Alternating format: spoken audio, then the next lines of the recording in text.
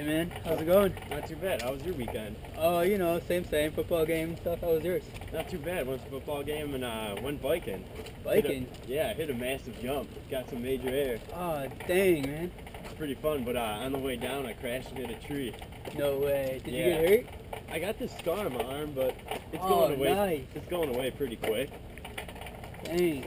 Yeah, so I'm trying to figure out how much force I came down with. Force? Oh, that's a good question. How could we do that? I don't know. I don't know. Maybe using a computer would be the best bet. Yeah, if only there was like a computer problem or a computer program that we could use to solve this. Maybe what we're learning in 291 could help us out. I think you're right. I think MatLab could solve this problem. I think it could too. Well, should we go to MatLab and see what we can do? Yes, you should. Let's to do the this. computer lab. Woo! So before we go into MatLab, I think we should do a nice visual representation of the problem. Get our minds working. Visualizing always helps me, for sure. Yeah. So this is the scenario. This is you biking, right? Yep, that's me. That's better. And from the takeoff, I think we estimate probably like 2.7 meters. It's a good estimate. Yeah. Up here. Nice big air. This seems to be a physics problem, Yeah. right? And what was that height again? About 2.7 meters. Okay. And so at this height level, then now you're dropping? Yeah, so we have gravity working with us. Okay, so gravity then would be 9.81. And what is your final... Final velocity is going to be 0 because I crashed and hit the tree. So, you know, the bike over here, upside down, all over, me off the bike. We want to find out what force it took. Yeah, the force of impact into the tree. To get your scar. Yes. Okay, so this is the trajectory then. Yeah. Okay. I also have a video of this, which will be good to even get more information from. That's great. All right, so let's go look at the video.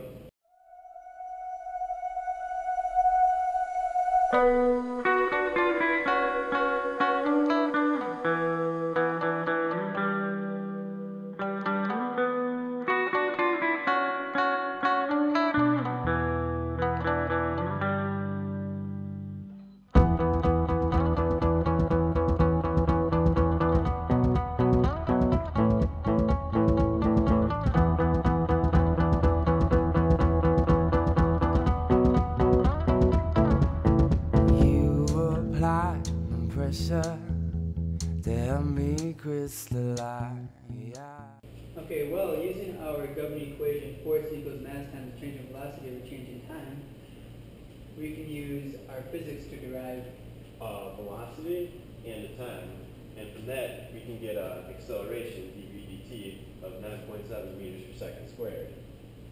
And with that, if we put it into the F equals ma equation, we can come out with the force. Okay, well, let's go verify our physics with MatLab. So here we are in MatLab, and I think writing in new scripts is the best way to solve this. And we always start by closing, clearing, and clearing the command window. Okay, and what are some constants that we know for your situation here? What was your mass of you and your bike? About 95 kilograms. Okay, and what also was your acceleration? Acceleration was only due to gravity, so that'd be 9.8 meters per second. Okay, and so our governing equation here is Newton's second law of motion, and this will be our differential equation? F equals ma. Yes. Okay, and what is A equal? A is equal to dv dt. Okay, our change in velocity over change in time? Yes. Okay, and so what program should we use in MatLab to solve this? So we should use the ODE 45, MATLAB's built-in differential equation solver. Awesome. So in order to do that, we need to make an external function, which we already did, called super. It's a function of time and force is mass times acceleration. So we have that. Now, we put it into MATLAB as ODE 45. Then we At super, we call the function, we give its limits,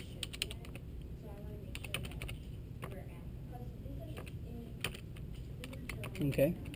and we have that. So then we need to plot it.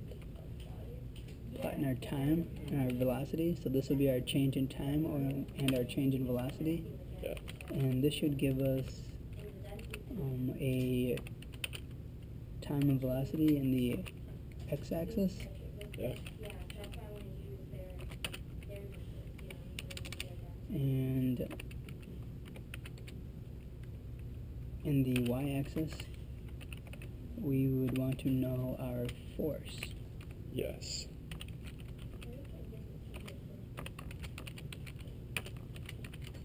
So our parameters are here, as you can see. We have the plot of time and velocity, and we have the axes labeled correctly, and the title. So Okay. there we go. On our x-axis, we'll have change in velocity or change in time, and if we know that, then we can get our force. Yes. So let's see what the plot shows us. And here we go.